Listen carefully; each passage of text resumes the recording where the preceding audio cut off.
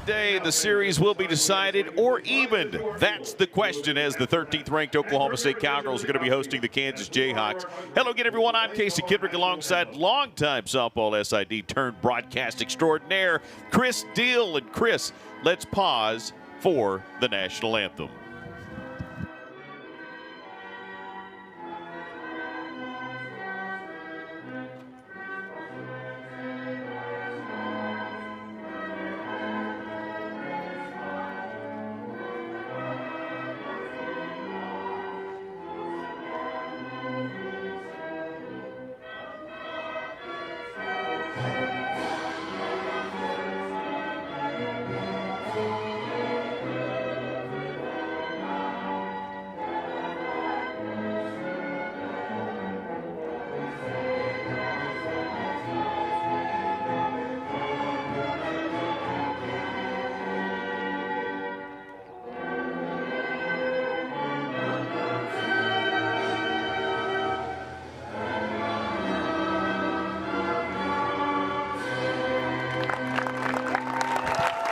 The honoring of our nation with the playing of our national anthem here at Cowgirl Stadium. Again, Casey Kendrick along with Chris Deal, and we are glad to have you along here. As Chris, this is a big series. You know, the Cowgirls want to win it. Kansas, they're trying to turn things around here in Game 2. No doubt. This will be a tough environment today for the Jayhawks. Just a great crowd as people start filling in here to the stadium. But for Game 2, it's all about responding. The Bats will try to jump on the Cowgirls early here, as nearly 30 to 40% of their runs this season have come in the first 2 innings. And then pitching-wise, it's try to avoid the explosive innings. Oklahoma State hit 4 home runs yesterday. Today is Strikeout Cancer Day, and a lot of the Cowgirls uniforms and the coaches in their pink shirts, and some of our Coaches versus Cancer young people are here today to throw out the first pitch, and an awesome opportunity for these young people, and the crowd obviously excited about that. Lots of waves and well-wishers as Kenny Gajewski is out there as they continue to be introduced, and they'll get a chance to do that. Let's talk about yesterday. This was actually a tight ball game through 3. It was scoreless through 3. The Cowgirls got the bases loaded. They had back-to-back 2 RBI singles, took a 4-0 lead, and then, heck, as you mentioned, those home runs. A blast by Rosie Davis, Hoffman, Tim, Jones. All 4 left the ballpark, and it was Oklahoma State leaking away.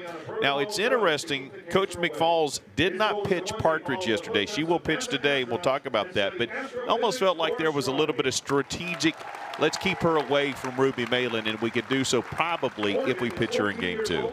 Yeah, no question. I mean, it's all about taking the series and trying to compete. And with Malin in the circle for Oklahoma State, obviously Kansas trying to play those matchups. But, you know, I feel like Oklahoma State, when they start hitting the ball, it's so contagious and it starts rolling. But, you know, they hit the ball really hard yesterday. Boy, they did indeed. And, again, the Cowgirls at 36-13. They're 15-7 in Big 12 play.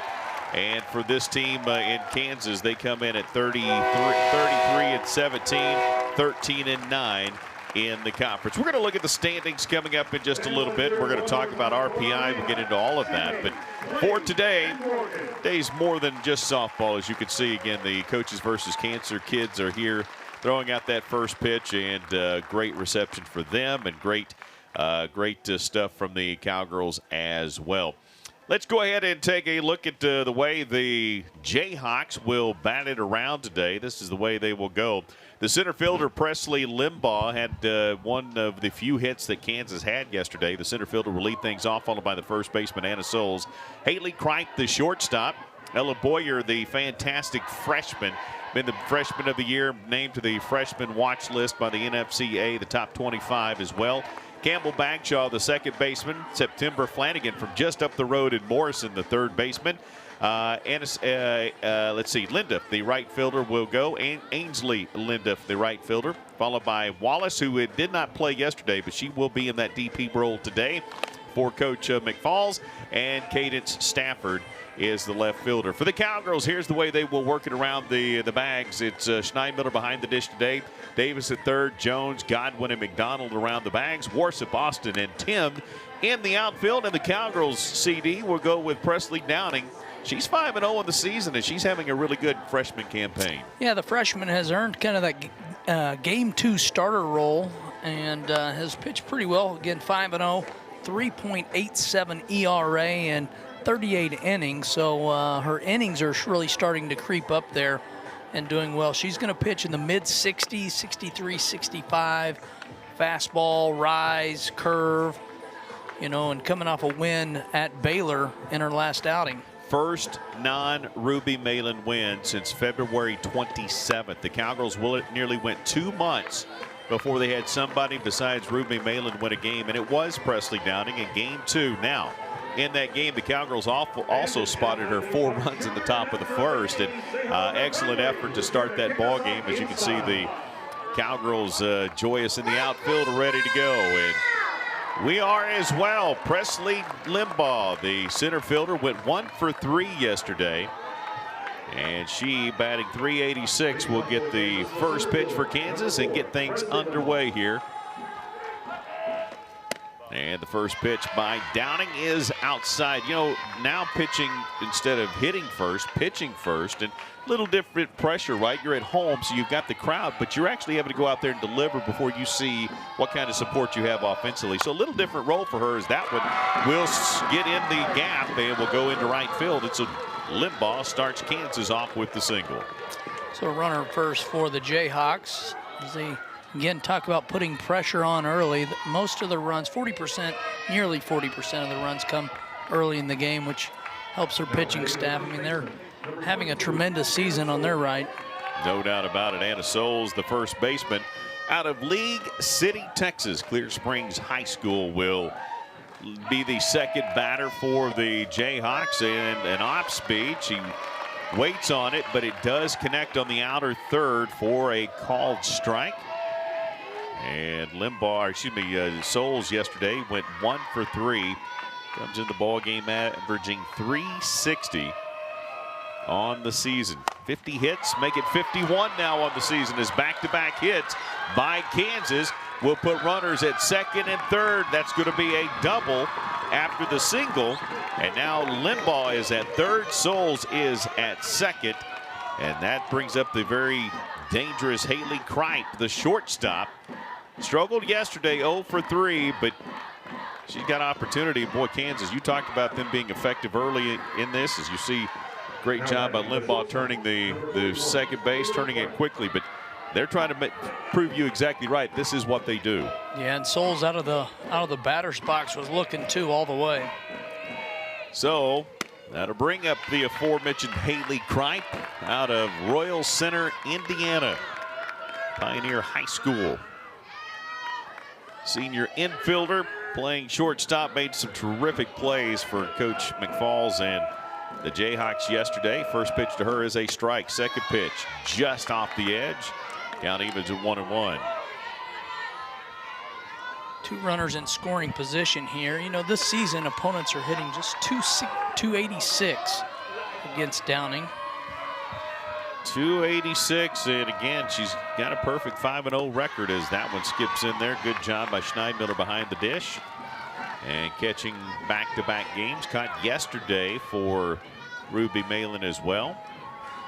So the count 2-1, and Presley Downing tapped herself, says, and my fault, and missed that one. Here's the 2-1. Off speed, just a little outside, and the count 3-1. Kripe last season, she was an all-region player, started all 50 games at shortstop for Kansas. One of those seniors that have just stepped up. Coach McFalls said that this is these seniors have just become dominant, fantastic leaders for us. And that one is hit over the outstretched arm of Davis. It will score 1, and good job by Worsup to get it under control to avoid the Kripe going to second. Will hold the runners on the corners, but Kansas does strike early with the RBI single of Kripe. That was a base hit RBI, but Worsup out there kind of bobbled it. I was looking for that runner at third if she was going to try to advance home. Yeah, if she had seen the bobble, I think she would have probably gone. But Souls ended up holding up at third. So again, Kansas trying to make this a big inning. the game yesterday, Kansas had 5 hits in all. They've already got 3 here in the top of the first here. The ever dangerous Ella Boyer. Ella Boyer went over. She struggled yesterday. Off speed. This is 2-0. Boyer, a couple of strikeouts as well yesterday. She is due. Running 336. There's a good pitch right there. Got her way out in front of it. Boyer out of Spring, Texas, Oak Ridge High School. You mentioned it, she's on one of the elite freshman list, National Freshman of the Year list. NFCA Top 25 Freshman of the Year watch list. The president of the aforementioned NFCA is Kenny Gajewski, as Boyer was a DP yesterday. She's actually catching today, and the count even to her at 2-2. Cowgirls looking for that first out. That one is hit, and the shortstop's going to drift back. She can't see it, can't find it. Aubrey Jones completely lost it, and that's going to score a run. She had it, she looked right at it, and then you could tell she absolutely had no clue where it was at. And Worsup, again, the communication maybe not what they needed there, but Kansas excited about this little hit right here that does score a run. You know, that'll go down as a base hit. I mean, one is with the sun, you can't assume everything, so the shortstop, Jones, going back, obviously lost it, will be a base hit, runners at first and second. Yeah, wind and sun both can actually be an indicator that wipes away what most might think is an error. So that is the 4th hit, and that's an RBI single for Ella Boyer. So now runners at first and second, nobody out, and a 2-0 lead for Kansas. Complete opposite of what Presley Downing had in her last outing. She started, the Cowgirls were hit first and gave her a 4-0 lead before she ever entered the circle. That one off the plate, 1-1. Campbell Bagshaw is the second baseman. Campbell Bagshaw out of Topeka, Kansas, a Washburn Rural High School product. 1 for 3 yesterday. Takes that one inside for a strike. Bagshaw batting .311 with 9 home runs on the season.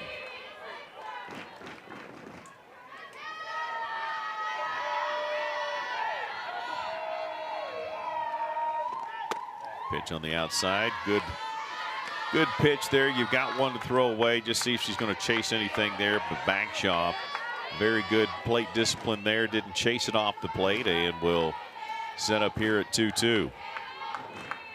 See how Downing responds here with a little bit of trouble here in the first, and see if she can try to find a groove. I know she's trying to work the zone to just kind of test the limits of the home plate umpire early on. Trying to see what the outer edges of that zone looks like, and the last 2 definitely outside. So a 3-2 money pitch. Looking for that first out is Downing. Here's the pitch. Swing and a miss. Nope, I checked that. I thought she came up empty. She got a piece of it, and it does foul off, so it'll be 3-2 again. That ball was so inside when it hit that upper bat, and Schneidmiller was coming up. I lost the ball for a moment, and it does make its way back to the backstop. So we'll do the money pitch all over again. Big pitch right here, big moment in the ball game. 3-2 pitch. It is hit squarely into center field. That's going to be a single. And again, runners on the corners. Nobody out, and the Cowgirls are down 3-0. Crandall's been warming up in the dugout or in the bullpen for Oklahoma State, but you know, this is a tough situation. You fall behind 3-0 early on, and at this point in the year, every game matters as far as RPI, and so you just wonder how long this is going to go. I would say you just pegged it. It's over, I would say. I think Carrie Eberly Parker just pointed to the bullpen to get Riley Crandall in. And, you know, we've talked about this so many times. I know Cowgirl fans are certainly have heard this conversation. Big 12 fans have heard this all year long when it comes to Oklahoma State. still trying to define that second pitcher. It seemed like in relief, Riley Crandall did a great job in the game that Presley Downing started in Waco. And it looked like they had defined some new roles. Presley Downing gets the start here and struggles. Now Riley's coming back in. So this team's still very much dominant with one pitcher still trying to find that second one, which makes everything so much easier once you get into regional and beyond for any team. They still feel like they need that second kid in the circle. Yeah, especially in the regionals now, because you're going to play multiple games on multiple days potentially, and so having that number 2 pitcher is so critical. Whereas kind of when you get into the supers, it's not so much because it's a 3-game set. And then here you go into OKC, again, you need another number 2 pitcher or whatever. But, you know, the thing is, Coach Kenny Gajewski's been trying to establish and give opportunities to Crandall and Downing to try to figure out who's going to rise to the occasion and take that job. It's needed in the postseason, and we're just, you know, a week away from that. Yeah, this is the last series in regular games of the regular season for these two teams. All right, so Riley Crandall will come in. She's a senior. She's a Baylor transfer out of Artesia, New Mexico. This is her second season with Oklahoma State. Coming off of an injury from last year, what do we know about her capabilities in the circle? You know, she's going to be in the lower end, the 60-61. I mean, she's losing a little bit of speed to focus on hitting her spots and the control factor. But Coach Gajewski said, you know, midway through, she was pitching okay, and he said it's all about her finding her timing, hitting her spots, and doing what she needs to let her defense help her. Well, she will need the defense to help her here. Again, runners on the corner, still nobody out, and the Jayhawks, after 5 hits, have 3 runs. And to the plate, the Morrison Wildcat product, September Flanagan, the third baseman, 0 for 3 yesterday. She's looking for her first hit, batting north of 302. Very capable, obviously, with 21 RBI. And trying to add to that tote right here. The 0-1. And it's off the end of the bat. Good job there by Riley Crandall. Made sure the runner wasn't coming. Got there and then makes the throw in time for out number 1. That's a tough play. Ball spinning off the end and her to come up and barehand that, which is her only chance, and to make the good throw at first. And I'm not sure if she didn't tweak something too. She immediately called for timeout and kind of dancing around a little bit in that circle. Looks to be okay now, but I don't know if she tweaked an ankle or maybe something on the throw. But either way, 1 gone. Runners stay initially on the corners, but then on the throw as the throw to first. Now the runners at second and third, so both in scoring position now for Ainsley Linduff, the right fielder. Takes ball 1. Linduff out of Oklahoma City, one of 3 young ladies from Oklahoma on this roster. She's from Westmore High School. The infield drawn in. Trying to make sure they can get that play at home. Linduff, the 7th batter for Kansas in the inning, and the count to her 1-1. Talked about Kansas wanting to respond, right? They were pretty much dominated by Oklahoma State yesterday. You knew Coach Coach McFalls was going to be wanted to see some great response, and she has seen that so far from her team. Yeah, she has to be pleased coming in, and she played obviously the pitching matchups to be able to get try to get game 2, and the bats are alive today. They are indeed. A 1-2 count here to Linduff.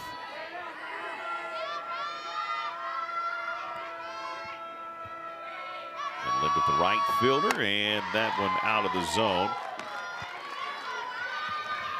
Oklahoma State bringing in Crandall and just trying to stop the bleeding at this point. When you're down 3-0 and you still have a lot of softball, a lot of time to crawl back into this thing. Especially with the offensive power of the Oklahoma State Cowgirls. That hits the bag, and that's going to score 1. That's going to score another one. Yes, as sliding in there safely was Bagshaw. And that ball was rocketed down the line, and we'll take a look at it here as it hits the third base bag. almost a defensive swing, just slapping that thing down the left field line and off the bag, which hops off the bag and allows a second runner to score. Linduff will take second on the throw. And another runner in scoring position, still just one gone. It is 5-0 Kansas in the top of the first. Interesting, Tia Warsip threw out a runner yesterday at home. That was a very close play there. You know, Macy Graff, maybe a little better defensive player than Tia Warsip, will come in left, but she has made some terrific efforts out there. That speed to get to it and great throw down the line. Nearly got Bagshaw. And the 0-1 ripped into right field. That's going to be a single and gets all the way past the cutoff down to Schneidmiller. And another hit for Kansas. They had 5 in the game yesterday. They already have 7 here at the top of the first. And Oklahoma State has Ruby Malin throwing down in the bullpen. Yeah, you know, it's again, there's still only one out. And Kansas is right now on an absolute merry-go-round. And these aren't just give me hits. I mean, they're really up there swinging, and there's some hot shots. Yeah, there was a couple in the early part that was, you know, the one that flared just over Rosie Davis's outstretched glove, and one that kind of poked through a couple of kids, but they have hit the ball for the most part. Of the 7 hits, there's at least 5 of those have been very sharply hit. Cadence Stafford is the left fielder, has an opportunity to do something here. The 9-hole hitter, they batted around in the top of the first. Looking at Stafford from Bentonville, Arkansas, batting .322. 7 home runs in that 9-hole spot for Coach McFalls. That one is fouled back. Count will go to 1-2.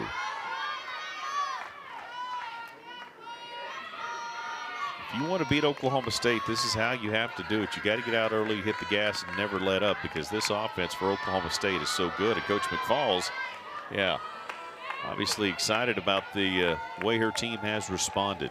Team that's still very much in the NCAA tournament race, at-large bid opportunity. We'll talk about RPIs here in a minute as Stafford that time was swing and then missed, and there's out number 2. First strikeout for the Cowgirls. Flips the lineup back up to the top for Kansas. Nice pitch by Crandall. Was indeed. That'll bring Limbaugh back up. She singled her first time up against a different pitcher, against Downing.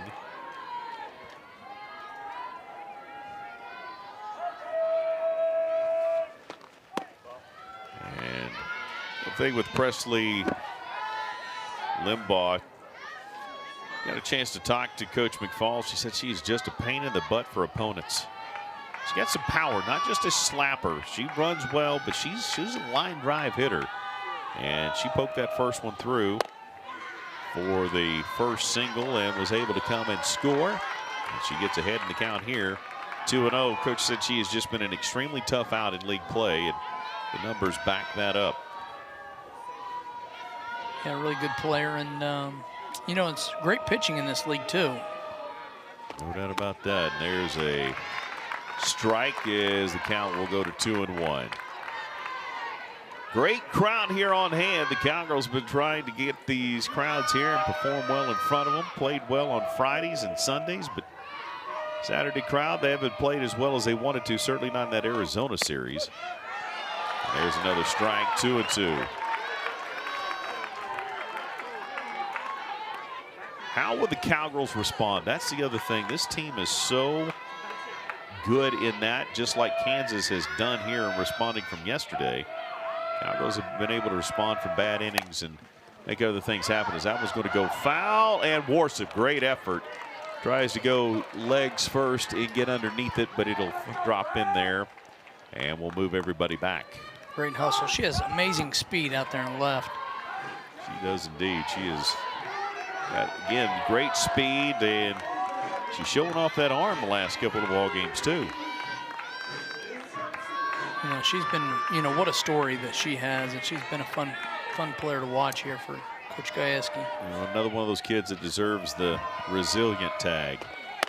Just waited her turn opportunities last couple of years and Shows she's just not just about the speed. She's got a great glove. Her offense is coming around. Just a junior. She'll have another year with Oklahoma State following this one. Here's the 3-2 to Limbaugh. And that's ball 4. They're loaded up.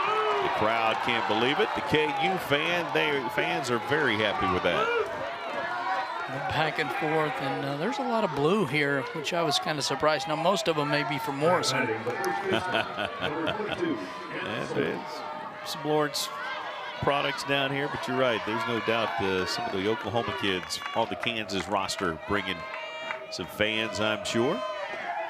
That one is hit, and Rosie Davis shows that glove off right there, and nice effort. But Kansas, what a response.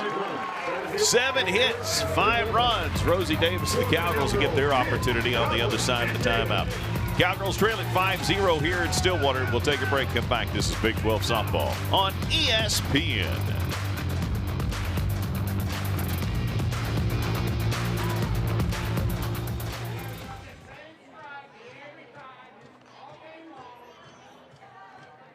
All right, fans, turn your attention to left field. It's time for today's BankFirst Stillwater Spotlight, where we recognize organizations that make a difference in the community. Joining us on the field is BankFirst VP of Marketing Kimberly Stem, along with today's honoree, Mission of Hope. Mission is being represented today by Matt Dickey, among others. Mission of Hope is Stillwater's only general nonprofit shelter serving those experiencing homelessness. Open 24/7, they provide safe shelter, meals, and supportive services to hundreds each year. Mission of Hope offers emergency shelter, transitional housing, and permanent supportive housing to help residents move toward stability. They connect individuals with essential resources to build life skills and empower them to regain their independence. Mission of Hope is more than just meeting basic needs. They restore dignity, hope, and a path forward for neighbors in need. Fans, let's hear it for today's BankFirst Stillwater Spotlight, Mission of Hope.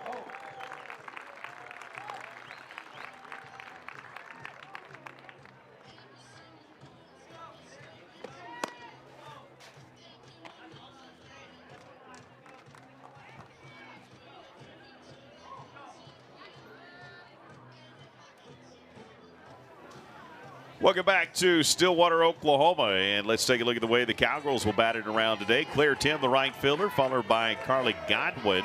0 for 3 yesterday, but boy, she had one that was incredible, but it was foul. Rosie Davis, the third baseman. Lexi McDonald will clean it up. Hassler, Warsop, Schneidmiller, Jones, and J.L. Austin will round out the lineup for the Cowgirls. Defensively, it is Mezquah behind the dish, Flanagan, Kripe, Bagshaw, and Souls. Stafford, Limbaugh, and Linduff in the outfield as Claire Tim takes ball 1. And in the circle is Lila Partridge. Partridge right now is 8-3 on the year with a 3.73 ERA. In the mid-60s, 62 to 65, rise, off-speed, change. 4-0 in her last 4 appearances. Falls behind 2-0 to Tim here, and Tim had that home run yesterday. Lila Partridge, by the way, just a freshman out of Petaluma, California, out of Casa Grande High School, and has kind of become the ace, it would seem, of this staff. Although we've talked about this, the staff for Kansas has about 5 kids that all pitch roughly anywhere from 55 to 65 innings. They really depend on a full bullpen by committee, and the 2-1 connects, the 2-0 connected rather, and the 2-1 is fouled off to get even at 2-2. This is an interesting staff. I asked Coach, would you rather have the dog in the circle, or would you rather, kind of go with what you've got? She said, well, I think everybody wants to have that one kid, but we do it in a lot of different ways, and Partridge starts out on the great way by getting Tim to swing and miss. And the first batter for the Cowgirls is a strikeout as we take another look at this. Now batting the second baseman. Up in the zone. Yep, out of the zone, little rise ball, and bring up Carly Godwin, who, as I mentioned, was 0 for 2 yesterday. Excuse me, 0 for 3, second baseman. And she will take strike 1 out of Lake Waccamaw, North Carolina. Junior, was playing first, moved to second, and has done a great job there for Kenny Gajewski. That one's well off the plate. Partridge throwing that one just to see if they could get Godwin to look across the diamond or across the plate there a little bit. She did not, and the count even at 1-1. Godwin's had a good career. I mean, she was third team All-Region last year. It's a sharp one to third. Flanagan makes the stop, gloves it, throws it over to first to Souls, and the Cowgirls are put 2 down here, and the Jayhawks 1 away from taking a 5-0 lead into the top of the second. We talked about how Oklahoma State was going to respond after giving up the 5 spot in the top of the first, and you know, Partridge getting a couple of quick outs. So the Cowgirls will look to Rosie Davis out of Readyville, Tennessee, the junior third baseman. Batting .323, was 1 for 2 yesterday, including a solo shot home run. Another blast by Rosie, pretty much dead center field. It's her 11th of the year. Has been so good in clutch hitting for Oklahoma State, and Cowgirls have been good with 2 outs as well all season long. Looking for that 2-out rally here in the bottom of the first, but Partridge, again, just a freshman, has done a good job. She's got the benefit of a 5-run lead, and we just talked about this with Presley Downing when she was in Waco. The Cowgirls gave her a 4-0 lead before she had to pitch. Partridge can relax just a little bit with a 5-0 lead. Yeah, I would think so. Now, being in Stillwater, I don't know if you ever could relax against this offense, especially Davis. You know, yesterday she moved in the top 10 in career home run list. She has been, again, just a phenomenal player for Kenny Gajewski. That curve ball, you could see the movement almost out of the glove by Partridge, and it ran way off the plate, and the count goes to 3-1. And again, with the power and the dangerous nature of Rosie Davis, maybe being very cautious not to let the Cowgirls chip away back at all here. And that one is hit deep, and maybe a little bit too uncautious. Rosie Davis, sound the horn. What a bomb over the batter's eye. Completely over the batter's eye, just like she did against Nebraska on the walk-off in that ball game.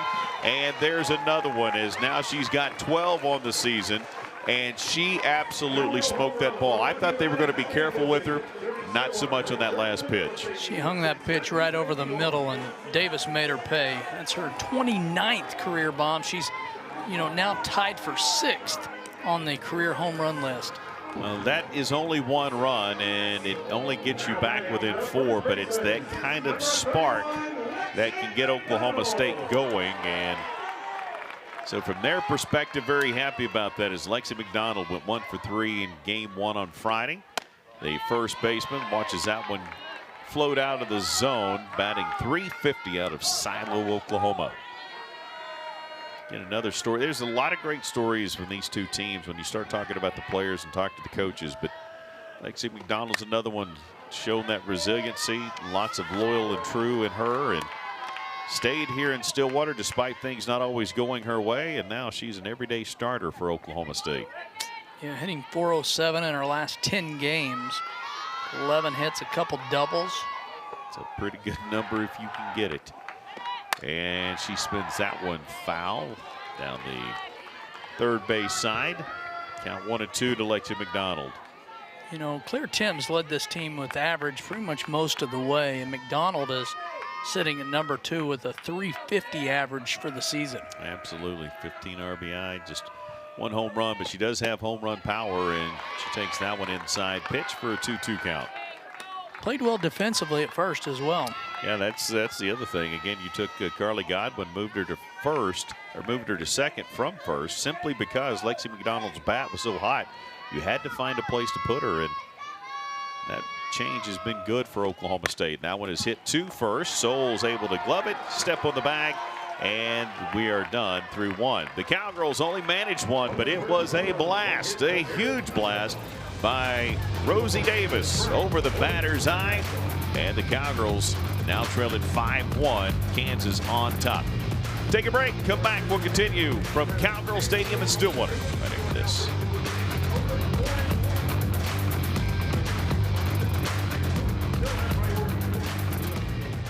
If you have a standing room only ticket, you are now free to move to any open orange seat.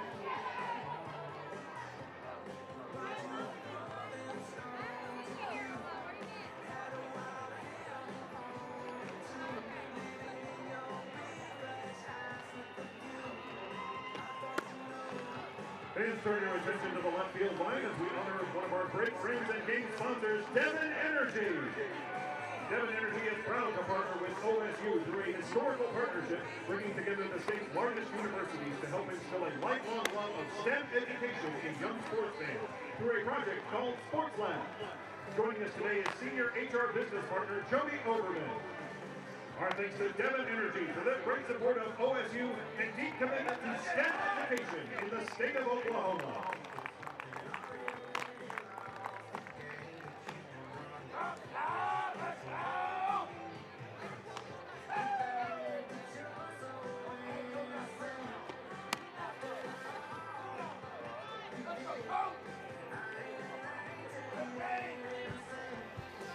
Well, the Cowgirls got the home run in the bottom of the first, and now it's a 5-1 lead for Kansas. You know, Coach McFalls told us when we talked to her, CD, that, hey, this is the toughest environment, and I've told our young people it's the loudest stadium you're going to play in all year long. Now, obviously, if they get, certain places they may get a good chance to go to, but this is, again, the conference. This is the loudest. They don't want to let Oklahoma State fans get in it. It's the blast by Rosie Davis that kind of will jumpstart them. But if they can put a few more runs up here, if they can keep the crowd out of it, and they start with a fantastic swing there by Haley Kripe. She's got her second single of the ballgame. That's what they want to do to keep this crowd limited today. No doubt. This is a sleeping giant. Once Oklahoma State fans get in this game, it changes. It's a true advantage. But how you keep that crowd quiet is step up and have a leadoff base hit. Absolutely. Kripe again, 2 for 2 today now, and that'll bring up the much talked about Ella Boyer, the catcher today, and she takes strike 1. Batting .341. She had again an 0 for 3 day yesterday with a couple of strikeouts, but she started today with a single and trying to add to that here. Move Kripe around, who is at first. There's a pitch just off the plate, and Boyer stays away from that one. Count 1-1. Boyer now 17 home runs. So she broke the Kansas freshman record back in April, on April 4th. Yeah, she's only 6 away, I believe, from the all-time record for any Kansas batter. Again, terrific effort there by just a freshman.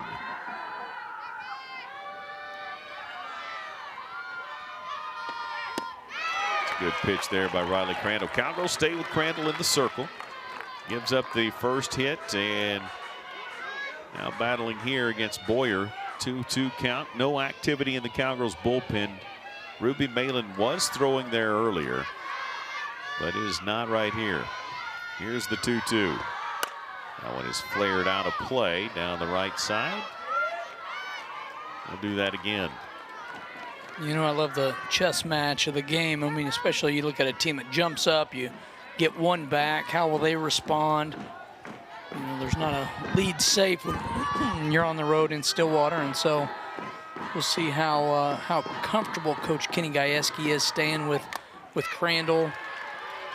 If they can continue to chip away and she's battling in the circle and keeping the game where it's at, you feel okay with that. And the interesting part is, again, you certainly want to win this ball game. This game may not have a factor on the hosting opportunities for Oklahoma State. Certainly if they could win the series tomorrow, maybe win one in Oklahoma City for the Big 12 tournament.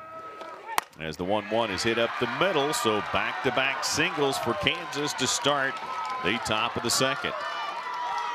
But you need Riley Crandall and you need Presley Downing to work through these issues. So sometimes you let them stay out there longer than you really want to, but you need them to work through these issues. And we're going to have a a pinch runner at first base. Yep, obviously the Jayhawks understand the opportunity that's in front of them. So we're going to put a little speed on the bags.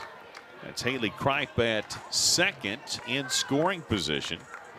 And after Ella Boyer, the catcher, got the single, they will pinch run for her at first. That'll bring up Campbell Bagshaw. 31, Youngblood running at first. As Bagshaw has had an RBI single to start things here for them. Lays down a bunt. That'll be a sacrifice bunt and moves the runners to second and third. One gone. What a heads-up play by McDonald to run in, crashing on that bunt, picks it up and tags to the runner, and immediately checks where the advancing runners are.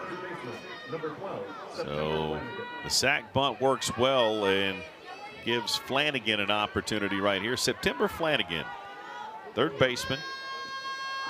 Grounded out to the pitcher first time up. Swing on that one way out front. Foul, and Crandall looked like she was bringing the heat that time, and Flanagan just turned on it a little too quickly. 0-1.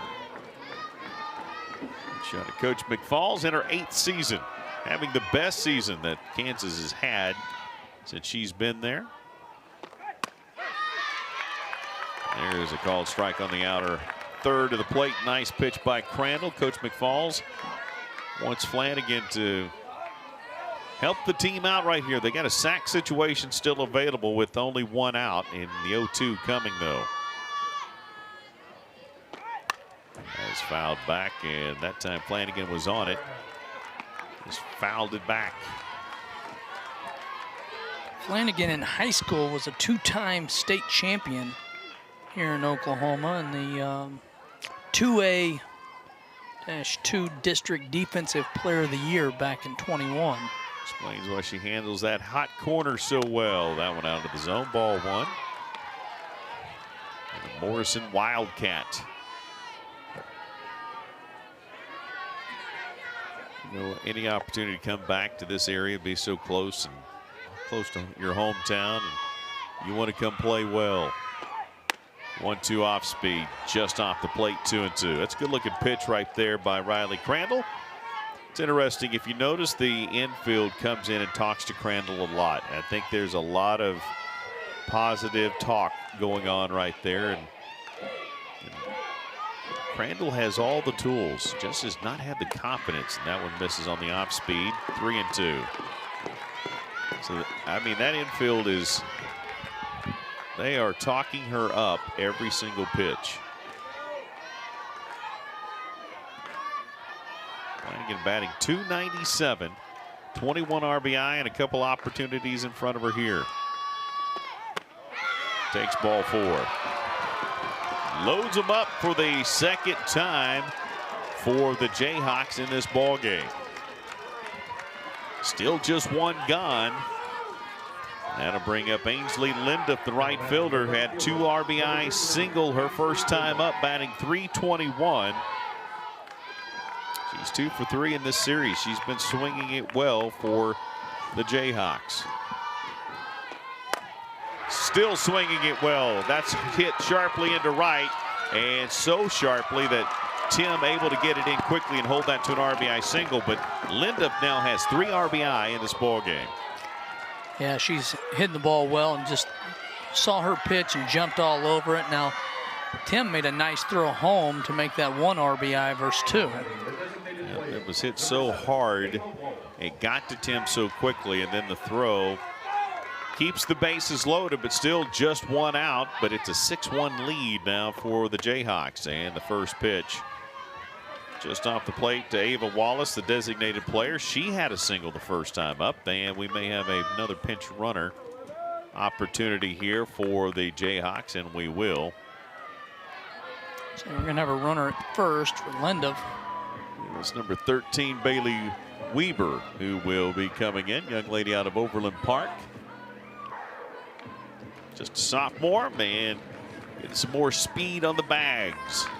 How about a response? I mean, Davis's home run makes it 5-1, and Kansas wastes very little time getting it back. Only getting it back, but man, trying to jump even further ahead with bases loaded, one out. Here's the 1-0 count to Wallace. Up and away, 2-0.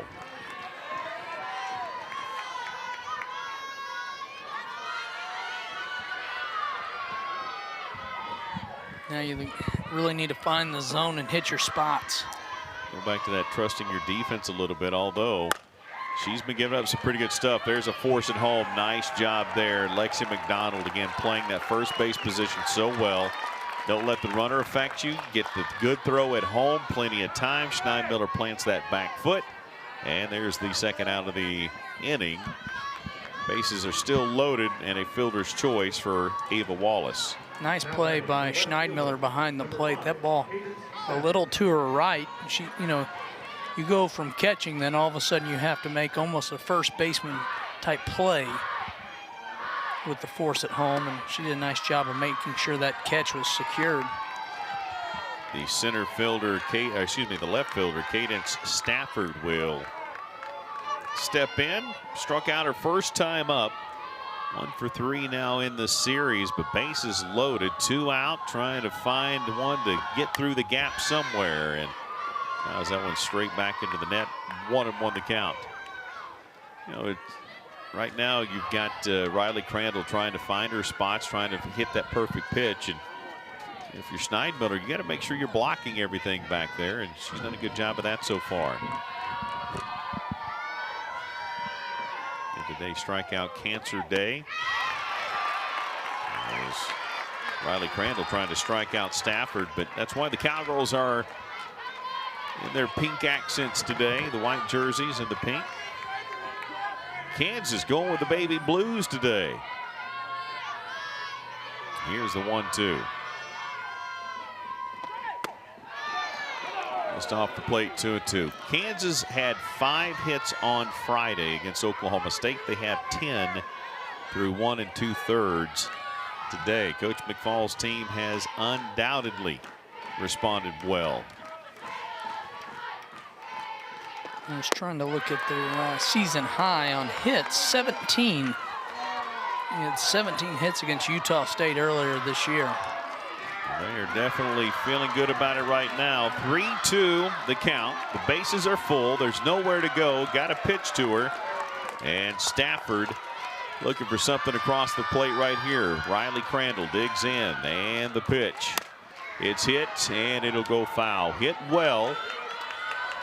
It was just foul. And for the second day in a row, there's been no wind here at Cowgirl Stadium.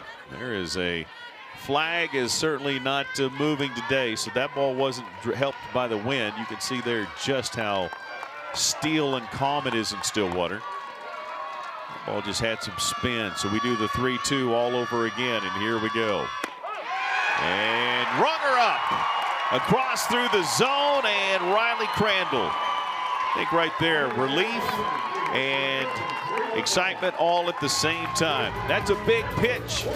So only 1 run despite the bases being loaded a couple of times for Kansas. They got the one back from Oklahoma State, though, and they have a 6-1 lead. We move to the home half of 2 coming up right after this.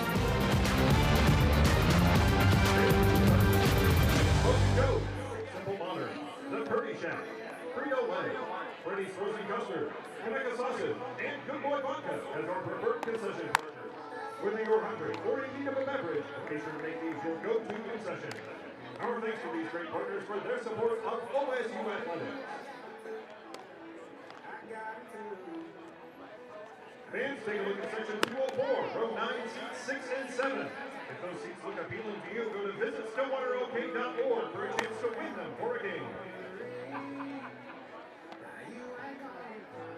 A reminder, fans, during today's game, any foul balls must be returned to the foul ball chute located above the home dugout. Again, any foul balls must be returned to the foul ball chute located above the home dugout.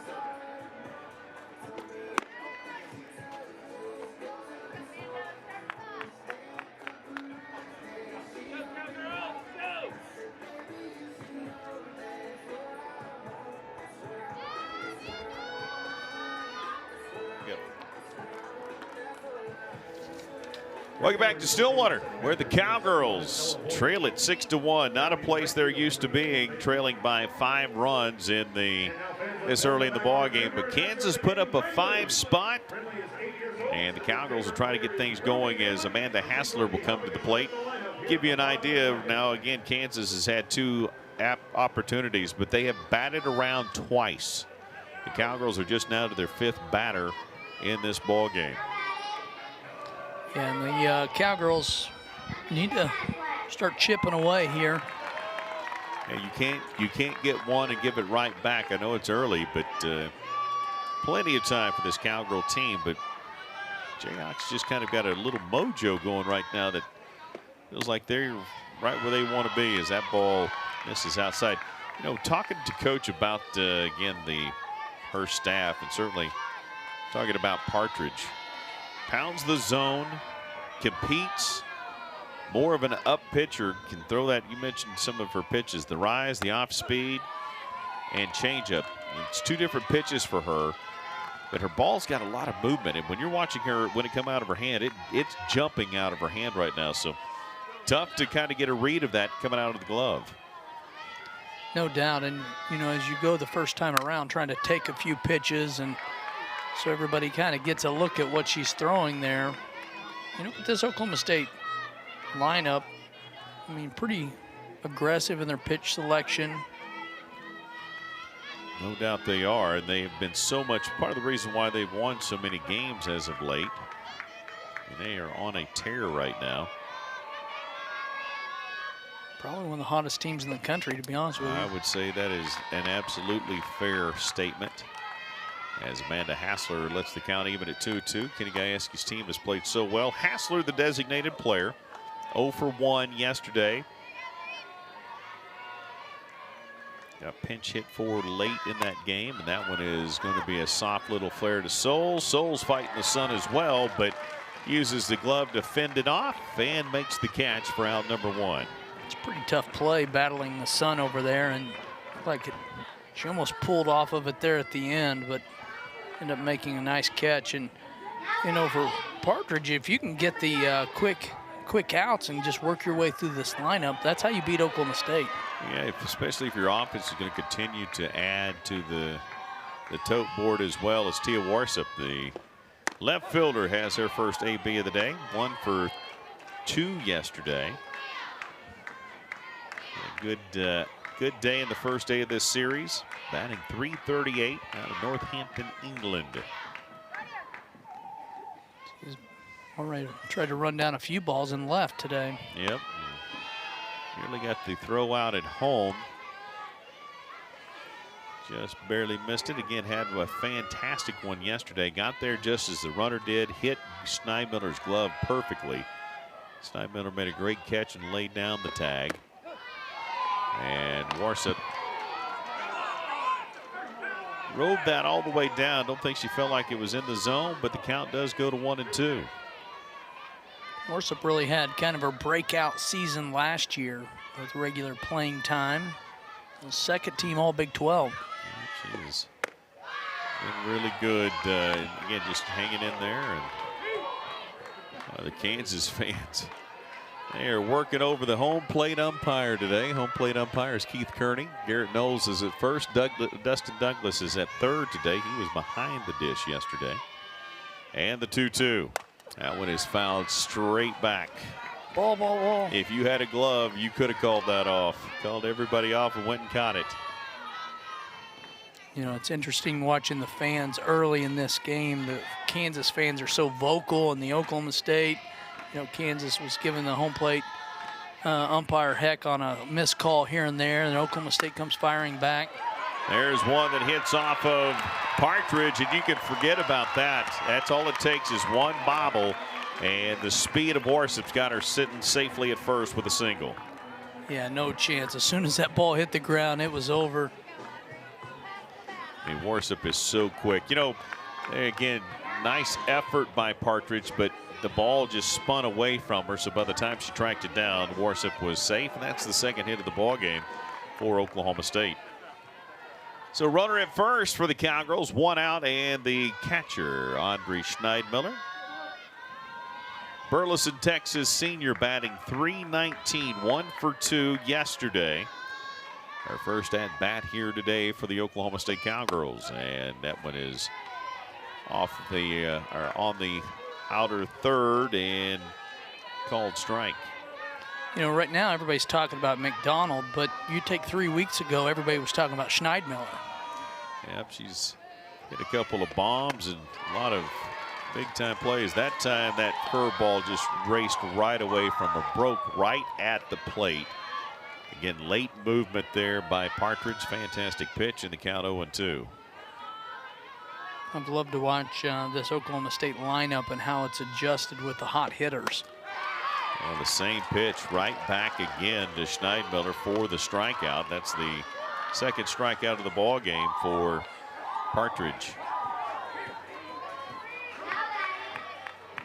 Yeah, the Cowgirls have, again, it's been that. We've seen it just kind of go through, and the top of the lineup, the bottom of the lineup. You talked about hitting being contagious, and we've seen that from Oklahoma State at times this year. As Aubrey Jones was swinging for that left, she was trying to hit that into the tailgate area across the street. From Gaylord, Michigan, the freshman batting .336. 2 gone, but 1 on. And fouls that one back. And she's hitting .321 in her last 10 games. But during that stretch, we've got a couple of, got a home run and 5 RBIs. And a home run yesterday. One of the 4 solo shots by the Oklahoma State Cowgirls. The 0-2 off the plate. And tell you what, that is a wicked little pitch now. Oklahoma State's having a hard time handling some of these pitches from Partridge early. Yeah, she's got, again, just really good stuff. Just a freshman, but pitching well. Here's the 1-2. And she's got back-to-back strikeouts. So the Cowgirls manage a runner, but they strand Tia Warsop at first. And after we've played 2, a couple of strikeouts, and Partridge. 2 strikeouts and a partridge in a pear tree in that inning. 6-1, Kansas on top here in Stillwater.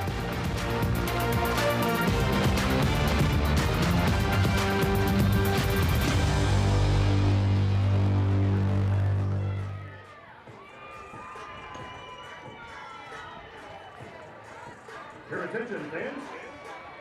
We have added a new concession cart above the third base dugout. You can head there for ice cold drinks and candy.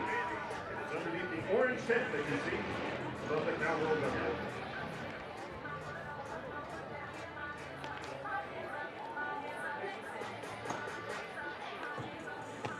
Your attention, fans, if you are the owner of a Ford Expedition, dark color, license plate Oklahoma RCL-669, congratulations! You have the dirtiest car in the parking lot, and you won a free car wash, courtesy of IQ. Please report to the ticket trailers to claim your prize.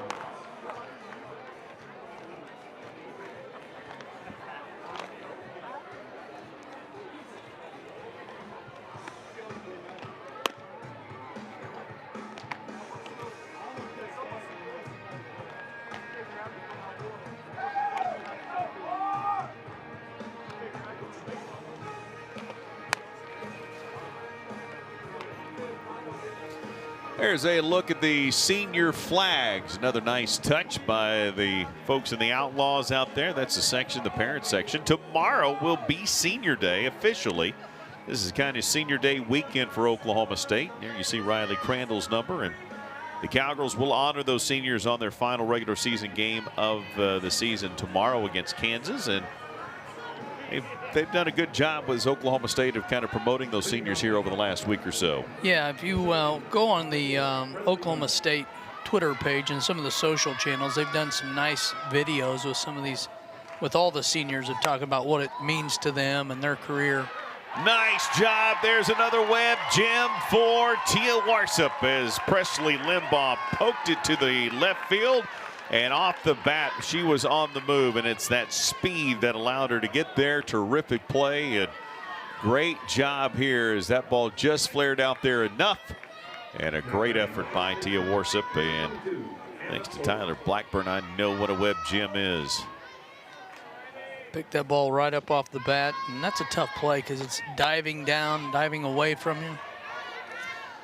Nice job right there. And by the way, we thought we were done with Tyler Blackburn producing our program today. And can't keep a good guy away. He's here again, and got a good crew here excited about being able to bring you Cowgirls softball, Big 12 softball, Kansas softball here on this weekend. We're going to talk about the hopes of these two teams and where they stack up in their RPI coming up. But a big series for both teams as that one is spun back out of play by Anna Souls. First baseman had a double and lined out to third to end that huge first inning. You know, Coach told us as we talked to her earlier, this is a huge series for both teams. They understand the emphasis that Oklahoma State's placing on the series so that they can host. Kansas are trying to help prepare them for postseason. As Souls takes another strike, 2-2. She said, this is not about what could be, but rather this is opportunity for our team. And we know the committee is going to be watching. We know that this is what it means to Oklahoma State. It means a lot to us. And, well, they're playing like they mean all of that here today. No question. I mean, every game's important. The committee's watching every game. So, again, just a huge series for both teams. As that one is ripped foul. Cowgirls are only one game out of second, just behind Arizona, which also won yesterday. Kansas lost a half game behind UCF, so they went from 4th to 5th after yesterday, and so they're trying to earn their way back in there and keep pace. And so this is a seeding game for Oklahoma City, a seeding series as well for these two teams. This is a 3-2 for Souls. Batting .362 in the gap, and she's got another hit as Souls had a double. Now adds a single and also that line out, but she's already had 3 ABs, 2 for 3 on the day. And she scored 49 runs this year, so she's a tremendous player. Now batting the shortstop, number 41. Looks like she's on her way, trying to hit for a cycle, but she, you know, she does lead the team with 3 triples. So obviously that's not going to be a problem for her. Got 12 home runs as well, so she got home run power too. Haley Kripe is 2 for 2 today. RBI single in the first, had a single in the second. So now 2 for 5 in the series. Really has turned this series around from yesterday as that one is hit. JL Austin tries to turn her glove over, can't. Now the throw to second. Great effort by JL Austin. Couldn't get there initially. The runner had to freeze, and by the time she was able to recognize it was going to drop, Kripe didn't have a chance, or Souls rather, didn't have a chance to get there. Well, Souls was hung up. I mean, because you didn't know what to do. You're halfway is where you're supposed to be, and then just Austin making a heck of a heads-up play, scooping it and coming up with the throw. No doubt about it. Again, couldn't get there. It looked, though, like she was going to catch it. And then when it dropped at that point, Souls is, as you said, hung up. And the throw on time to second for the second out. That'll bring up Ella Boyer. She's 2 for 2 today. Great job by JL. Good look at her in the center field area. Officially in the stats, they give a single to center, and then Souls out at second on the, you know, the 8-4 put out. The very common 8-4 put out. Just like everyday routine stuff here. 12 hits for Kansas. Now with that hit, Chris mentioned a minute ago, 17's their most this season against Utah State. There's a swing, big cut by Boyer. Strike 2, 1-2 the count to her. Crandall, you're looking at 2 outs. You know, Ruby Malin warming up in the bullpen now and trying to get out of the inning. Cowgirls obviously looking to put a 0 up for the first time today. That may be tough as Boyer laces one over the wall. A 2-run shot. It had just enough lift to fight through the afternoon atmosphere here in Stillwater, and Boyer has her 18th home run of the season. Number 18 in RBIs, 54 and 55. What a freshman. Great job right there, and that freshman's having a heck of a year. And just when you're talking about putting a goose egg up if you're Oklahoma State, Kansas looks at it and says, now and the score right now is what the final was on Friday, 8-1. And that ball just got over the outside, over the edge, and the Cowgirls. Yeah, you know, talk about how hard that ball was hit. It looked like it was going to be a double in the gap, and that ball just kept going, and the wind really wasn't a factor. If anything, it was into the wind that we have. Yeah, you know, I started not to say this simply because I just talked about how there was no wind, but the wind has picked up, and now it's been blowing in a little bit, so it actually fought through that wind to get out anyway, and that was just it was just a nuke, as Kenny Gajewski calls them. That was a nuke headed out. So that'll bring up Campbell Bagshaw. She's 1-1 on the day. 13 hits now for Kansas. Bagshaw had the RBI single and a sac bunt so far, so she's 1 for 1. And a 1-1 count to her. Cut out in front, 1-2. You know, that's the thing with Riley Crandall is we see the Cowgirls now. That's Hoffman down there that's working out. Of course, she's been incredible with her pinch hitting as of late. Her last 3 hits, in fact, have been 2 home runs and a triple. And maybe she'll get a chance here in the circle. We shall see, as that one's fouled away. But Crandall has given up an awful lot with 2 strikes. That's the other thing that's been kind of crazy. She's gotten way ahead for the ABs and the efforts and the times that she's had, but she's still been hit with a lot of 2 strikes, and that's been kind of the problem for her through the course of the season. Pretty sure Boyer was down to her last strike when she hit that one. That's tough because you feel like as a pitcher you're in a pretty good spot.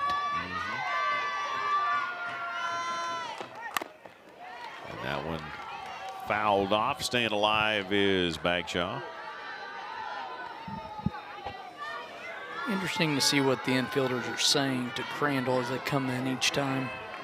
Yeah, I think a whole lot of positive talk, just trying to talk her up and keep her in that confidence level, even though she's struggled. Now she's only given up the 3 hits, or the 3 runs rather.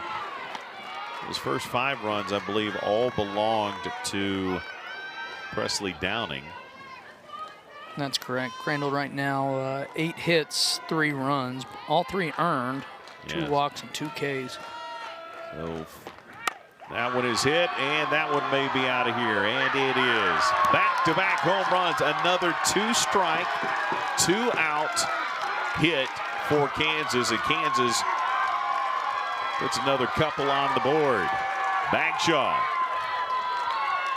leaves the yard, and that's the 14th hit of the ball game for Kansas. Jayhawks are feeling it right now. The ball was hit well. Good job extending her arms on that pitch. Stayed down on it, just absolutely drove through it, and it's 9-1. That was a single shot there. And that's been the problem for for Riley, is again the 2-strike situation. Even 2 outs, a lot of 2-out hits as well. You mentioned Hoffman warming up in the bullpen. Interesting to see her confidence level. We know it's sky high at the plate, but does that translate into the circle? Coming off that knee injury, she's been trying to get her opportunity in the circle, but that's been the slower part in the recovery. Showing you right. She's, as I said, 3 ABs, last 3 ABs, 2 home runs and a triple. As September Flanagan, the 3rd baseman, batting .297. Has an opportunity here. Takes the ball. 2-1 the count to her. Flanagan is 0 for 1 with a walk.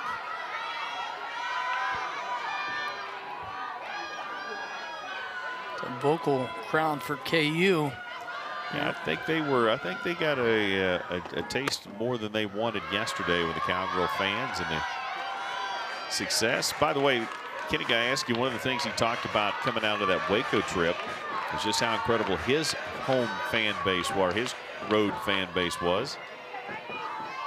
About how many fans and how loud they were in that game.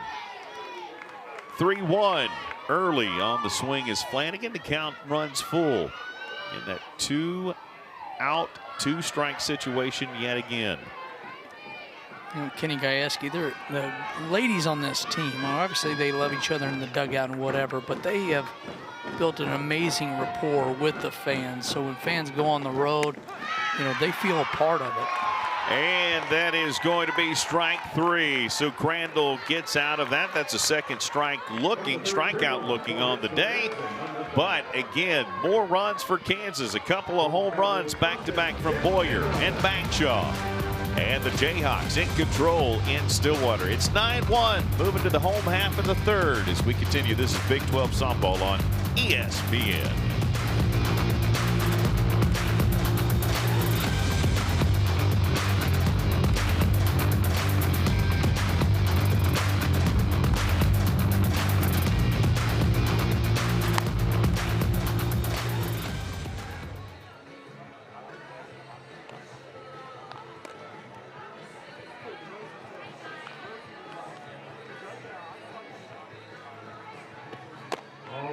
Turn your attention to left center field. It's time for the Proton Fight Club Dizzy Bat Race, brought to you by the Oklahoma Proton Center. Our contestants today are Blake and Austin. They're going to spin around their bats 15 times and then sprint to the left field foul line. Whoever crosses it first is our winner. On your mark, get set, go!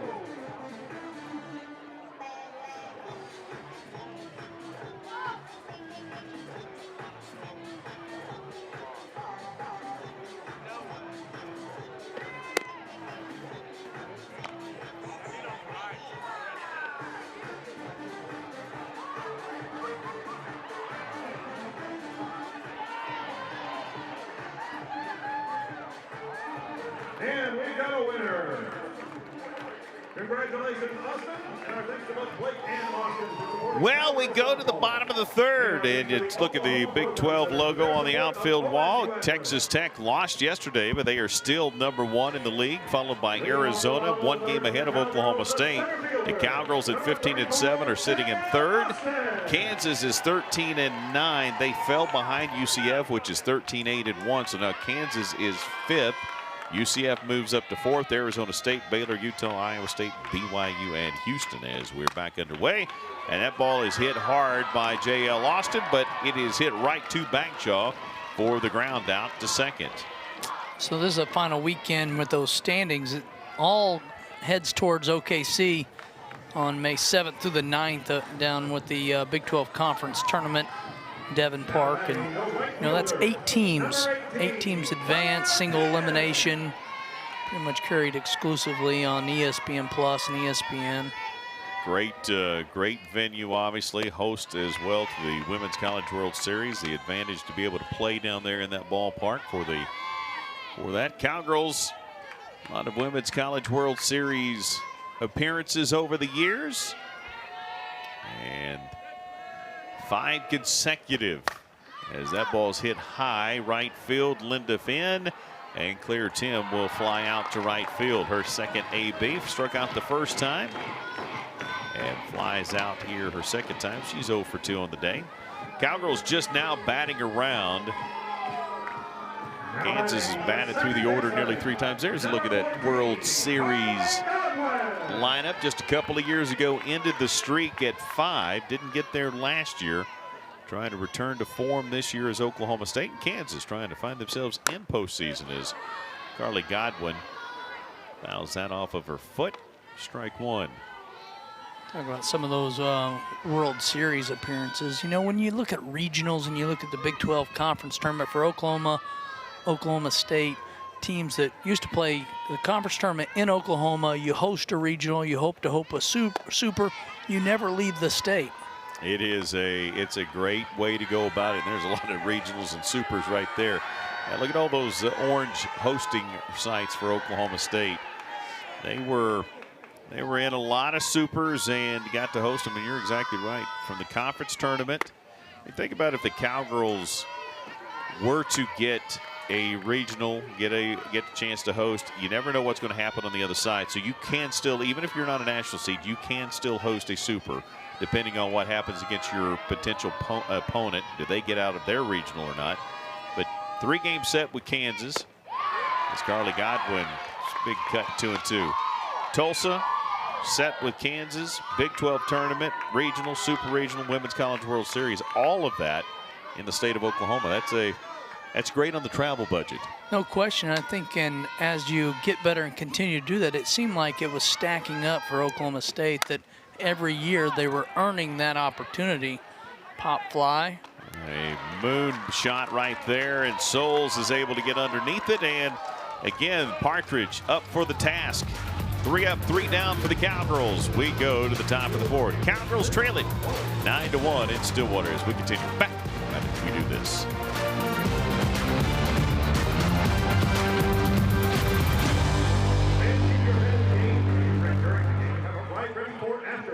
Alcohol sales will end at the start of the 5th inning.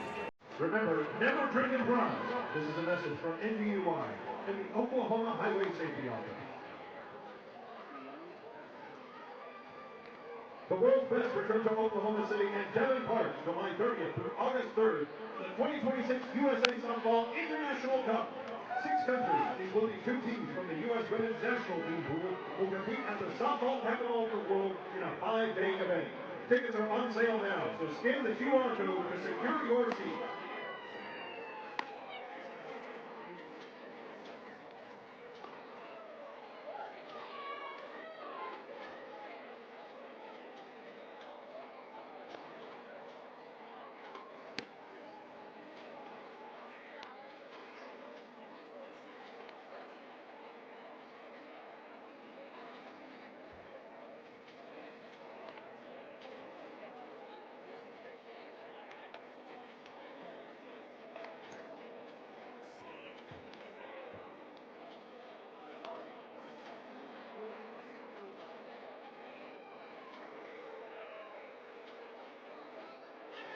Welcome back, and Riley Crandall still in the circle. Hey, let's talk about RPIs in the standings. Tech is at 13. Arizona is 19, even though they're ahead of Oklahoma State in the standings. The Cowgirls are 14th. Here's where it gets interesting. Kansas is in 5th place at number 45. UCF has moved up to 4th. They're number 20. Arizona State is in 6th place at 10 and 13 in the league, and they have a 24 RPI. Baylor is at 37, down there at 7. Kansas is looking at this game, this series, going, we have got to win these games and stay ahead of those other teams. Their Big 12 record's going to be better, but their RPI is going to be drastically less than those other teams. What does the committee see, and who do they take? How many are coming out of this league? Very interesting. No doubt. I mean, you're talking, you have to be right in the top 18, 19 in RPI if you want to host a regional. And then, you know, at that point, if you host a regional and you're, you know, sitting in the, I don't know, Oklahoma State right now would be, probably need some help to host a super at this point. But, you know, from a hosting weekend 1, you need to be in the top 19 to see there. But, you know, you also look at what's all in the RPI. Everybody talks about the RPI, but what's actually in that, you know, formula to get into the RPI. You're talking 25% winning percentage. 50% of that is opponent winning percentage, and then 25%, the last 25% is opponents winning percentage. So it's all factoring into strength of schedule. And that's the reason, and we've got some defensive changes for the Cowgirls. Amanda Hassler is going to go behind the plate, some changes in the outfield as well. But that's why Kansas has, even though they've had a good Big 12 record, their non-conference did not have strong enough probably strength of schedule that their opponents and opponent schedule, that's kind of what drug them down a little bit. And you know, maybe that's also the confidence they needed to go have a good Big 12 season. So it's such a inexact science as how to do it, But that's the reason why Kansas, despite their record, is so far behind those other teams when it comes to RPI. And now the chess match continues as Coach McFalls will talk to the home plate umpire and also make some changes. You see everybody kind of pull out their scroll, and everybody's going through their lineup card and pointing to this and pointing to that. Now you got your meeting, I need my meeting. And so Macy Graff is now in left. I believe that means that we also have number 9, I believe that is Worsup in right, and I think Jones moved to second. Yeah, some defensive changes here just popped up in the stats here. Schneidmiller now at DP as Hassler takes over behind the plate. You talked about that. Worsup moves to right, and then Graff takes over and left. So that is still Godwin, I believe, at as that ball, Macy Graff coming in, can't get there in time, and that's going to be Ainsley Linduff with a leadoff double here in the top of the 4th. Another leadoff opportunity for the Jayhawks. Very difficult play for Graff, who just came into the game, and that ball's kind of flared and into the wind going against the player and towards the line. And just not much you could do with that. That ball was going to drop, and no matter what. And so I thought Jones went to second, and I'm not convinced that's not her. I think it's the Jones sisters up the middle. Yeah, I think so. I don't see that on our official changes, but that is Jaden Jones, I believe, now at second, coming in for Carly Godwin. And so some more changes. There she is, Ava Wallace. Thank you for confirming that for me, guys. Those numbers on those white jerseys, not very easy to see, as Ava Wallace batting .333 spins that one out. Ava Wallace is 1 for 2 today with a fielder's choice, a single back in the 1st in that DP role. And Kansas now 15 hits after the successful double by Linduff. 0 from 2 right here for Wallace, though. The pitch. And that one off the plate, 1-2. They just keep adding on to it, and we talked about, hitting's contagious and the confidence at the plate, but, they're getting up there, they're being patient, finding something they can hit and taking advantage of it. The 1-2. Yeah, that's a good pitch that Crandall has. She sometimes has control issues with it, but that inside, almost like a screwball that just kind of runs away from the left-handed batters. And she throws it with incredible pace. That time, a little more over the plate, and Aubrey Jones comes in and makes the catch on the pop out. Out number 1. Typically, you don't see hitters really square those pitches up, and so you get the infield flies or you get the ground balls and rely on your defense to really pick you up. Kaden Stafford is 0 for 2. She struck out in the 1st, struck out looking in the 2nd. Third AB here in the 3rd. That one is popped up, and coming over is McDonald, calls for it, and there's a quick inning. No, that's not a quick inning. That is just the 2nd out for Crandall, but there's a couple back-to-back pop-outs there, and 2 gone. This is when it gets tricky for her. 2 outs, and again, the 2-out, 2-strike situation. I know I've alluded to that a lot, but that's just amazing that opponents have been able to have as much success in that situation as they have. As Limbaugh is 1 for 2 today, batting .388, and that one just off the plate. 1-0 the count.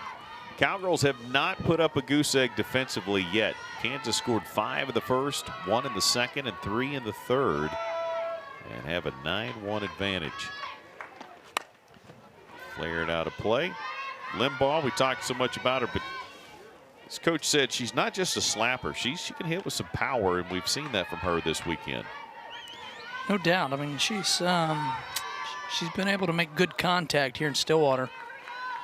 Right now with a runner in scoring position, she's hitting .286 on the year. And that one Called strike 1-2. Don't think Limbaugh liked it. The infield again in telling Riley Crandall, hey, keep it up. Give us one more here. Limbaugh's reached base in 14 consecutive games. There's another 2 out, 2 strike, RBI double. It has been, it's almost unfathomable to see that happens. She does such a great job to get where she needs to, and then the pitch comes in like that. That's not a bad pitch. That's a rise ball that is leaving the strike zone, and Limbaugh just reached up there and found it. Nice effort by Limbaugh on the RBI single. Yeah, ball hit well in the gap. Excuse me, double. Yeah, it's a double with an RBI. Now reached safely in 15 consecutive games. And now the batter is Anna Souls. Souls batting .366. She's 2 for 3 today. She's played well at first. Souls out of League City, Texas. That one breaks inside for a strike. And if you'd have said to me, can Kansas hit their high in hits in one game against Oklahoma State, I'd said probably not. But they are one shy of tying that with 16 hits. 17's the record on the season. The bats have been phenomenal for Kansas here today. Coach McFalls again wanted a response after losing game 1 8-1. And she got that and a whole bunch more. That one is hit into the gap. A 2-1 hit on the 2-1 count and a single for Souls. Now runners on the corners with 2 gone.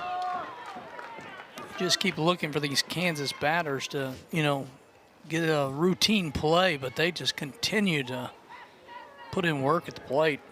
So they have matched their single season high of 17 hits. And, well, I don't know what the most hits Haley Kripe has had on the season. But I will tell you this, she's had an RBI single, a single, and a single. She has hit in all 3 innings so far. She's 3 for 3 on the day and will have a chance to hit for the 4th time in the 4th inning. Had 2 strikeouts yesterday. Was 0 for 3. Today, 3 for 3. Hard-nosed kid. Good leader for this team and takes ball 1.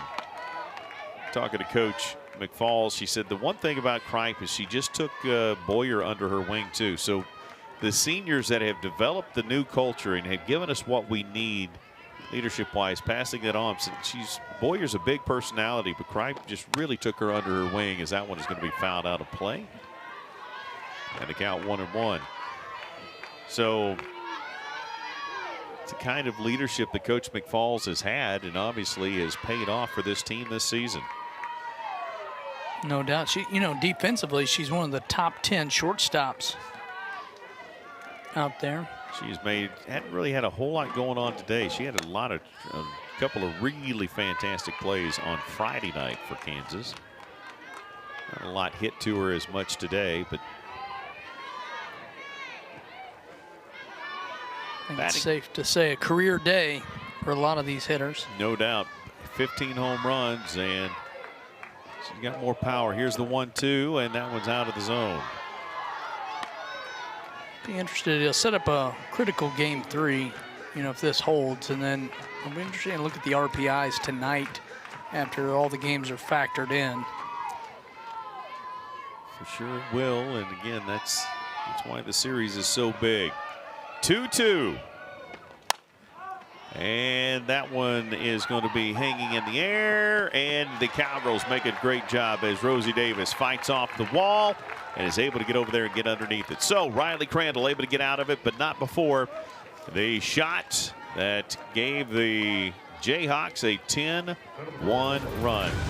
10-1 lead. We go to the home half of 4. Cowgirls got some work to do. Trailing it here big at home. This is Big 12 softball on ESPN.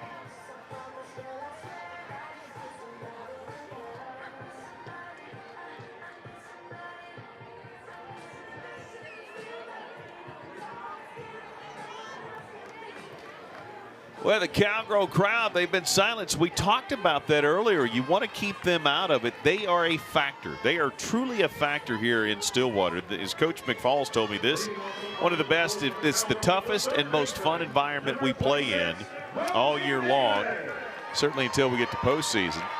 But they have not had much to cheer about as Kansas has kept the Cowgirls off balance all day long. At 10-1 lead, the Cowgirls have not put a 0 on the board yet defensively. And Rosie Davis, who has that home run, that's the only run on the board for the Cowgirls. Cowgirls right now in a run rule territory. Certainly don't want that to hold up if you're a Cowgirl fan. 5-1, 3-1. 10 runs, 17 hits. Neither team with an error. Cowgirls answered the 5 at the top of the first with that home run by Rosie Davis. Other than that, it's been slim pickings for Oklahoma State. I mean, really only 2 balls hit hard today. I mean, one left the yard and the other was a single up the middle by Tia Warsop. Yep, 2-1. That's a good pitch on the outer edge, and 2-2 the count.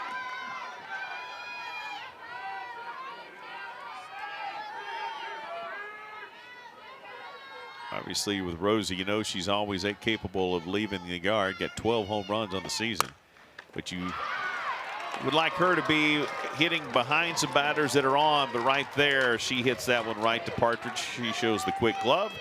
Didn't get one earlier, but she did that one, fielded it cleanly, makes the throw to first for the out. Probably not giving Partridge enough credit in where we're sitting at right now. I mean, she got the lead and the confidence and just taking care of the Cowgirl lineup today. And now she is Lexi McDonald. Spins one into left field. Stafford is over and makes a one-pitch AB out. And the Cowgirls have 2 down already here. They are threatening to go down 1, 2, 3 yet again. This is the heart of the lineup. That'll bring up Amanda Hassler. She started out as the DP, slid over into the catcher's role. And so now the catcher for the Cowgirls. Hits one pitch. Bagshaw, throw to first. That's a quick inning of work right there for Partridge. Gets another one done. Another goose egg on the board for the Cowgirls offensively. It's all Kansas in Stillwater. 10-1. Jayhawks on top of the Cowgirls.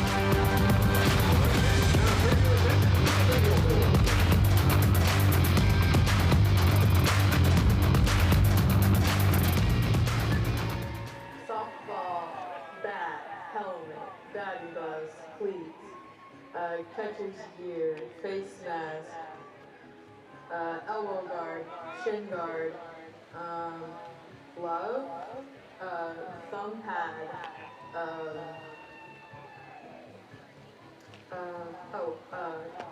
pitch comms, and wristbands, and that's not too bad. That's not too bad.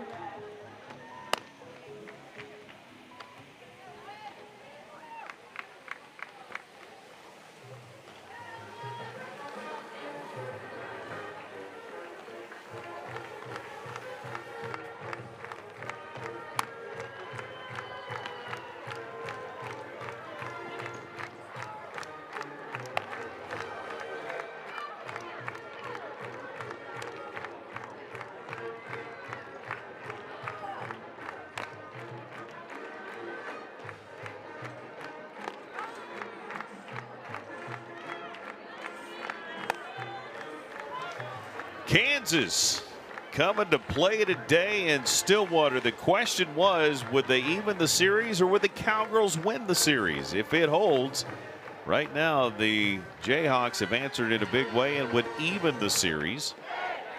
And this would be a big win for Boyer and company. There's the freshman right there, the NFCA watch list. As you see, the Cowgirls have been the ones putting up the wrong numbers to get the series win.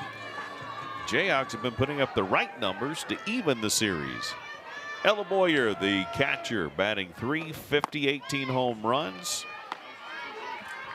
Boyer on the day is 3 for 3. Again, went 0 for 3. Another 0 for 3 player in the heart of the order. Kripe was the same, and Kripe was 3 for 3 until she popped out to end the last inning. Boyer is 3 for 3. Single, 2-run home run.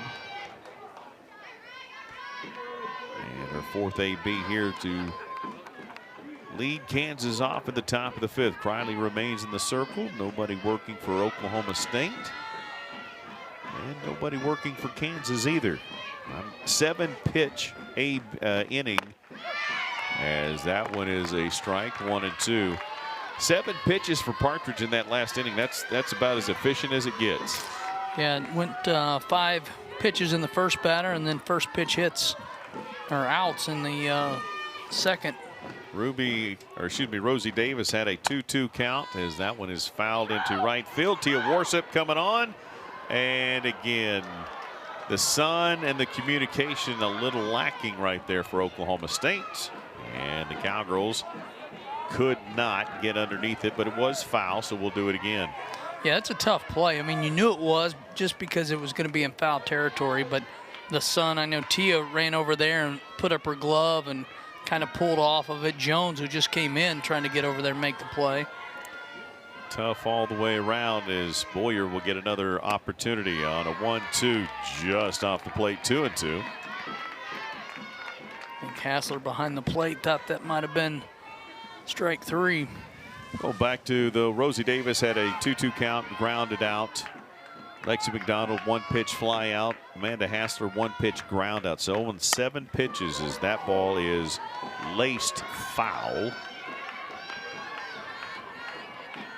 On the other side, you see Riley Crandall has had to work just a little bit harder for the Cowgirls here today.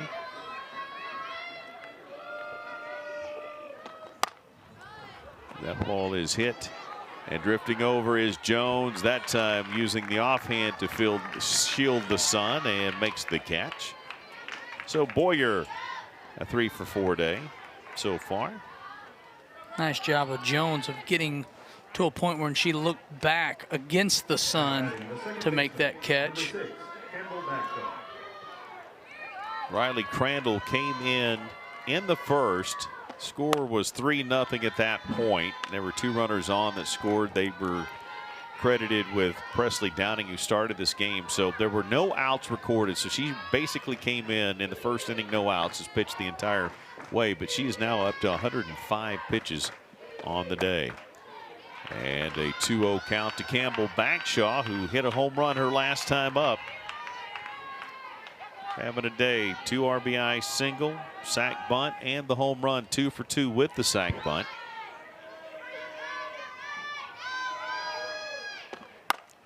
And that ball is hit right field, drifting foul, and will hit the framework of the grandstands and will go away. And Tia Warsip working both sides of the field. Started out in left, now in right, and getting a workout out there. And despite the score and the current situation in the game, but it's probably really good for Crandall to stay in the circle and to compete and work through some of this. Again, I think part of the reason why they have gone that direction, and again, they could have brought in Hoffman. They probably don't want to use up Ruby now in the situations. You see the bullpen is a lonely place right now, but they know they want to use Ruby tomorrow. If they'd gotten close in this game, they might have put her in there in relief, but since the bats have not been there either, as there's a walk for Bagshaw. I think it's just good, again, I think you're right, to let Crandall continue to work through these issues and get plenty of tape to work with. One thing you don't want to be doing is giving up the free passes. You know, it's one thing if they hit you and make a big play and a big swing, but you got to try to limit your free passes. Brings up September Flanagan. She will hit one, and on Jaden Jones, the throw, and did not get the double play, but a great effort by the second baseman to get the backhand, step on the bag, and then make a terrific throw that nearly got Flanagan out at first.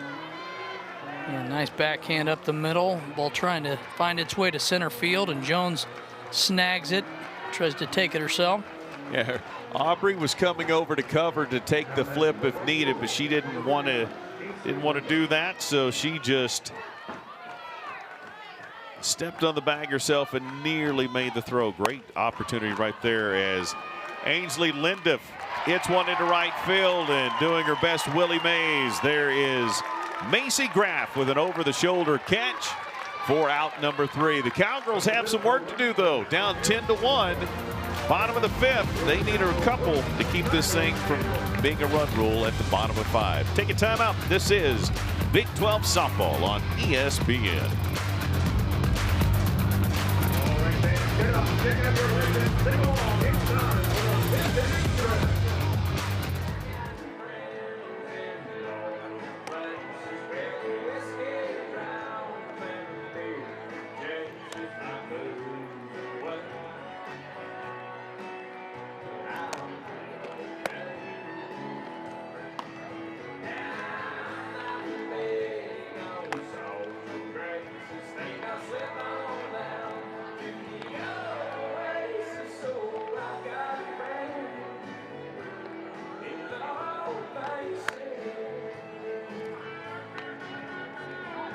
Fans are still trying to scan the QR codes to make a donation and impact today with the Eddie Sutton Foundation as they continue their fight against cancer.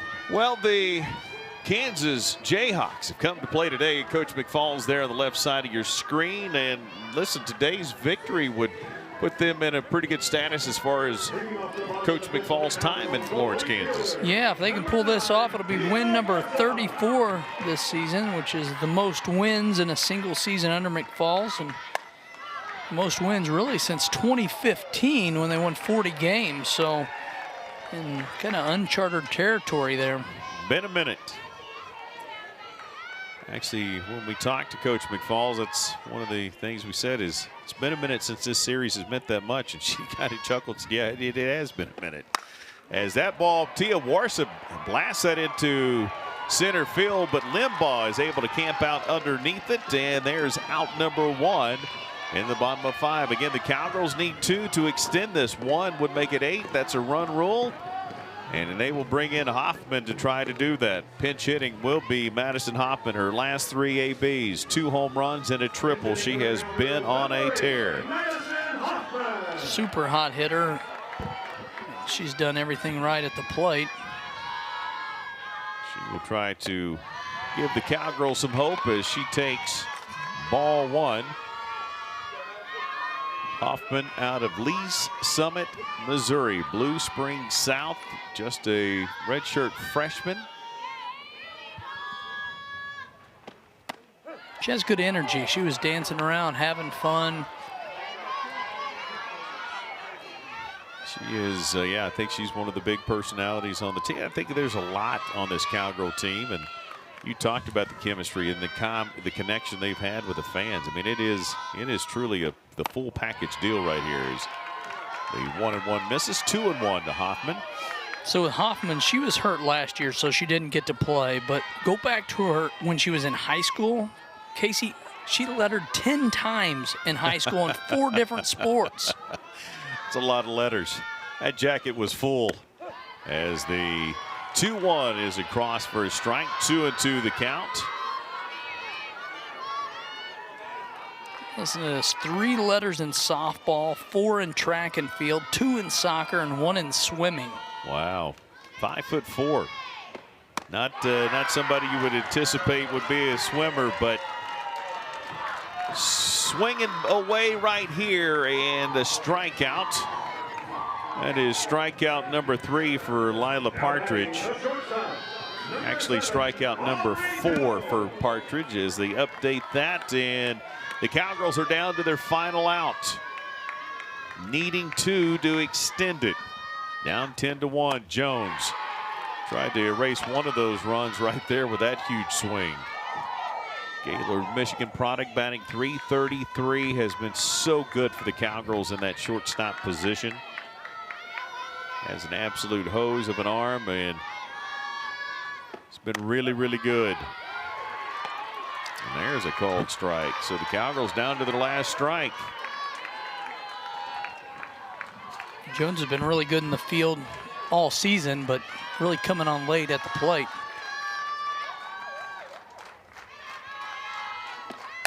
That one is hit into center field. Limbaugh is able to race underneath it, and the Cowgirls are done here in this one. Boy, you got to look as the Cowgirls fall to 10-1. Lila Partridge was outstanding in the circle for Kansas here today. You know, she was amazing. She picks up her 9th win of the year, and, you know, she kept Oklahoma State off balance all day. Quick outs. She was able to manage the count, hit her spots, and just worked her way through this lineup with ease. She did. Had a 7-pitch inning, and again now 9-3 on the season. She added 4 more strikeouts. She's got 43 there. More importantly, there were no free passes. She did not walk anyone, and she did what she needed to do. And her offense, well, they gave her a 5-run advantage in the top of the 5th. So she was able to go in there relaxed and did a great job. So it was offense and pitching today.